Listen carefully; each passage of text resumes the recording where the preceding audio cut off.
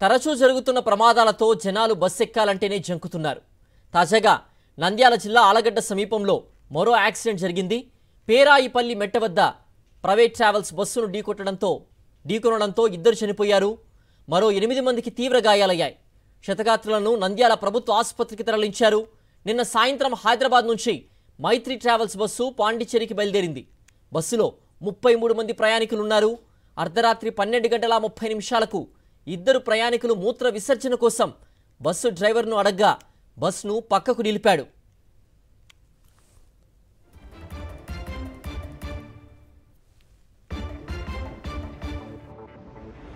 పేరాయిపల్లి మెట్ట దగ్గర బస్సు ఆపి ఉంది. ఆపినసరికి వెనకాల లారీ వచ్చి కొట్టేసింది. తర్వాత ఫ్రంట్ దిగడానికి చూస్తే వీలు కుదరలేదు. బ్యాక్ సైడ్ అన్నారు. బ్యాక్ సైడ్ వెళ్తే డోర్ ఓపెన్ అవ్వలేదు. తర్వాత అక్కడ సేఫ్టీ సుత్తెలు ఉండడం వల్ల సైడ్ అన్ని పౌలు కొట్టేసి విండో ద్వారా దూకేశాను.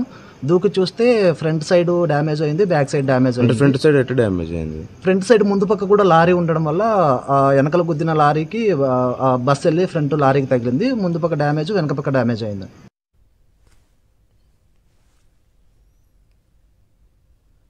ఆ క్రమంలో వెనక వైపు నుండి వేగంగా వచ్చిన లారీ ఢీకొనడంతో ముందున్న మరో లారీని బస్సు బలంగా ఢీకొంది. ఇద్దరు అక్కడికక్కడే మృతి చెందగా మరో 10 మంది గాయపడ్డారు. మృతులను బద్రీనాథ్, హరితగా గుర్తించారు.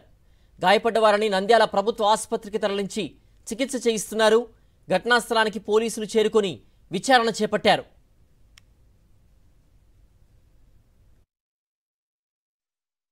ఆలగడ్డ ఎంటర్ అయ్యే ముందు పేరాయిపల్లి మెట్ట దగ్గర బస్సులో ఉన్న ఒక 2 ప్యాసింజర్స్ యూరినల్స్ కోసం ఆపమని చెప్పేసి డ్రైవర్ని రిక్వెస్ట్ చేయడంతో బస్సు సైడ్ కాపడం జరిగింది.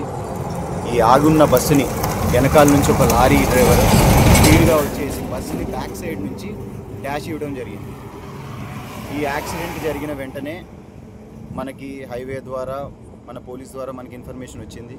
వచ్చిన వెంటనే విదిన్ 20 minutes ఉన్న ఇంజూర్డ్ అందరినీ కూడా అంబులెన్స్ని పిలిపించి ఆలగడ్డ సిహెచ్సికి మనము షిఫ్ట్ చేయడం జరిగింది.